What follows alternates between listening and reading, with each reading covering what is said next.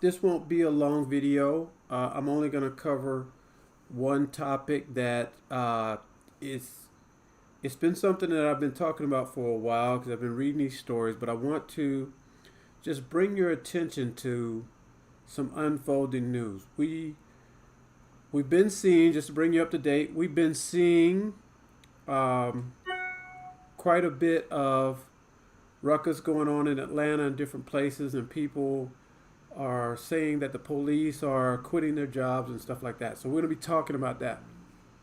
So if this is your first time to the channel, please like, subscribe, comment on the subject matter that we're talking about. We'd love to have you to join the conversation. So I've been going back and forth with some of my friends that debate politics with me and different things and the like about the police brutality issues that we're faced with right now, especially after the death of George Floyd, Breonna Taylor, now Rashad Brooks, and all of these different issues that are going on. And there's a big issue and a developing issue right now with hangings and lynchings and people saying that the people who are hanging themselves are committing suicides, and that's what we're getting. But that number is growing, okay? But what we're going to discuss today is the issue of the police brutality and what demands have been made as far as making their transcripts and their records public. Because as we saw with the situation with George Floyd, the man who killed him had 18 complaints against him. And he was never taken off the street. He was never put at a desk or something else. He had some issues. And the end result, he ended up killing a man. Okay, so now, that situation was not an isolated situation. He had complaints already against him. 18, in fact. Now, in past years, we would never know what those complaints were. Meaning, we wouldn't know if those complaints had to do with rape or violent acts of rage or shootings. We wouldn't know that. We just know he'd had some complaints. That's all that would be told to us. Well, in recent demands, one of the new policies is that all of the police records will be made public. And I've been reading some of those records, and those records are disturbing. So I'm going to share just a little bit with you today about that. You're going to find this surprising, as did I. And I was already expecting this, and I found it surprising. So I think you're going to find this a bit disturbing as well. I'm not going to get into the whole how in depth it goes, but I will give you some idea and give you some numbers here. I'm reading an article right now. I posted it to my page in the news on Facebook, in the news on YouTube. This will be posted to YouTube as well.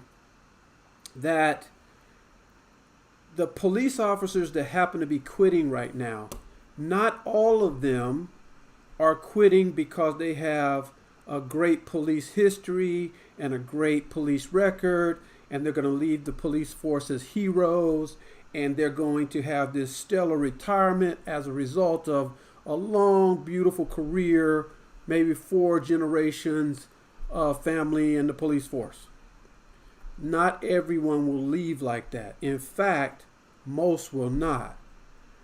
What these records seem to reveal is a long history of abuses that the police force have been compiling. But these abuses were not made public, and as a result, these people were not fired or removed from their jobs. They were put back on the streets. As a result, the violence came toward the black community. Okay, so that means that the whole system is complicit in putting these folks back in the police force, putting these people back to work, and leaving our community helpless against these folks. So the report I'm reading right now, just a basic report, that just came out says that around the country, there's over 85,000 law enforcement officers that have had abusive claims or police brutality type claims against them. Over 85,000 officers, not meaning how many each officer had, but just across the board, there's over 85,000 police officers out there right now that have abusive, violent claims against them. And it's been certified that over 30,000 officers, I think excluding that number, 85,000, over 30,000 officers have been banned from the profession in 44 states around the country. They've been banned, but it doesn't say that, we have more than 44 states in the United States. So it doesn't say where the other officers went. It just says that those 30,000 were banned from being a police officer. So, which brings another question. If these 85,000 law enforcement officers have abusive claims against them, another 30,000 have been banned from the profession, what does it take to ban someone from the profession? What did the 30,000 do to get banned from the profession if the guy who killed George Floyd was not banned from the profession? The guy who just killed Rayshard Brooks in Atlanta was not banned from the profession. He had 12 abusive claims against him. So my question becomes, when is it ever decided that these men will be taken off the streets and the black community would not be in harm's way? So I want you to think about that. But while you're thinking about that, I'm going to go on. I want to share with you just how deep this goes. Okay. In that investigation, just across the board, like we're saying, I'm just giving you some round figures here of what some of these police officers' claims against them were. Okay? So, there were 22,924 claims that officers used excessive force. And we've seen in recent years what excessive force means. That means that they basically almost killed somebody. It doesn't say whether this excessive force led to death or not. Like I said, this is a broad stroke. Okay? Now, going further, there are 3,145 allegations of rape against the police officers in custody. Meaning, if someone is raped by a police officer, who do they call to report the police officer? Think about that. If someone, knowing how hard it is for someone to report rape, and then to find out that the person who committed the act was a police officer, who are you going to tell? Who are you going to tell this to? How are you going to report this if the police officer is the person who raped you? Like I said, this is a broad stroke. Think about that for a second. Goes further. There were 2,307 cases of child molestation, sexual misconduct, and domestic violence claims against the police officers. Now, it doesn't break down what that number is in each one of those categories. I'd have to read it a little deeper to find that out. But just think about it for a second. Child molestation, and that person is still a police officer. Domestic violence, and that person is still a police officer. Rape, the person is still a police officer. Excessive violence, person is still a police officer. And I can go on, and there's other things, and it's as ugly as it sounds. But here's the thing. These records are made public now.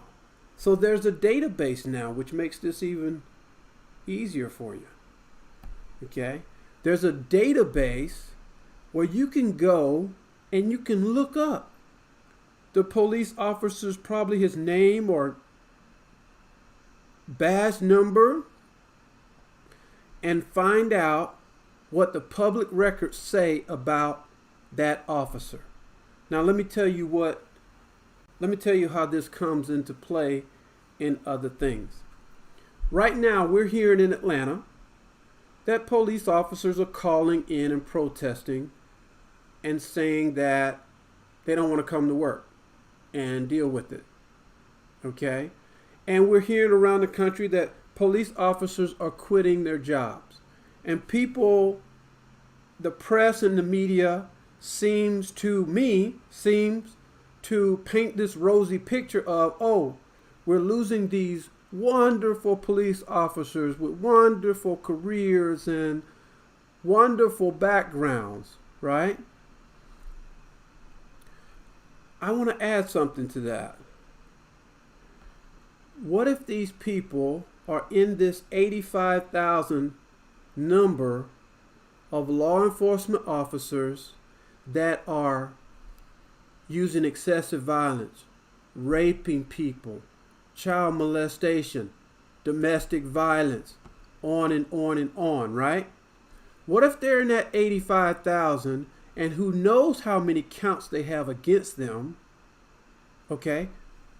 Worse than that, what if they're in that 35,000 that were banned from the profession, but maybe they moved from Atlanta to some other place and became a police officer in Wisconsin or somewhere? Who knows, right?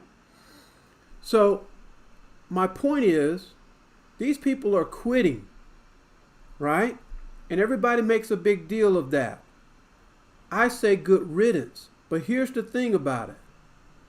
This is what I think the department should do. When a person comes in and say that they want to quit that job, I think their records need to be investigated. Let me repeat that.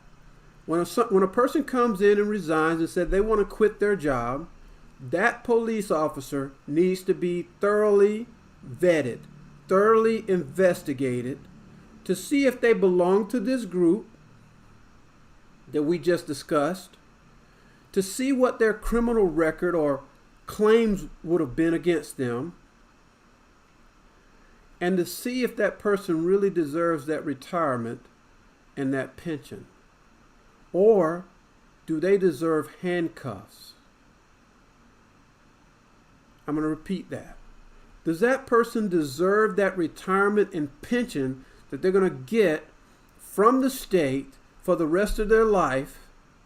Or do they deserve to go to jail for all of these covered up crimes they've committed? That's what I want people to start thinking about. Instead of making these people out to be false heroes, look at their records, look at their history, because they are sworn by an oath that they take to be about the law. They are not above the law. And as a result, all the harm and all of the distrust and all of the angst and all of the anxiety and all of the pain that they forced on all of the families across the United States, that these 100 and maybe 20,000 men have inflicted pain all the way across the United States. Do they deserve a pension? Do they deserve to be paid out for the rest of their life? That's why they're quitting. They're quitting because they're guilty. They're quitting because they don't want it found out before they get their retirement. I want us to start thinking. Let the wheels turn. I want you to start seeing what's really happening. Because these men are losing all of that power, and with that, they're scurrying. They're scurrying like roaches with the lights coming on. They're trying to get from out of the light. They're trying to get away. And they're trying to take as much with them as they can. I want people to realize and open their eyes and stop seeing that blue uniform and that badge as something, like a Superman S on their chest or something like that. It doesn't work like that. Unfortunately, it doesn't work like that. We have to know what's going on so that we can protect the community. These officers are supposed to protect the community. And it's obvious that these 85,000, 30,000 officers have not been protecting the community, but placing harm on the community. So I wanted to bring that to your attention. There's a database that can be used now. It's been posted in this USA Today Network article that I posted on my page, and you're welcome to have a look at it. But I'm going to warn you that it's very disturbing. Okay, it's just like finding out. I don't mind saying this. I was sharing this with my wife. It's like finding out that if you have kids, that there's a child molester next door. If you have kids and there's a child molester next door. That's what this database is. That's what it tells you about the police officers that we trust.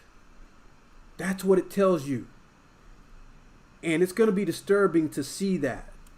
And so I warn you that looking into these details will seriously open your eyes to some of the things that you're thinking, and it will reveal a lot to you as to what these men and women are doing and protecting each other for, like a gang of, like a mob.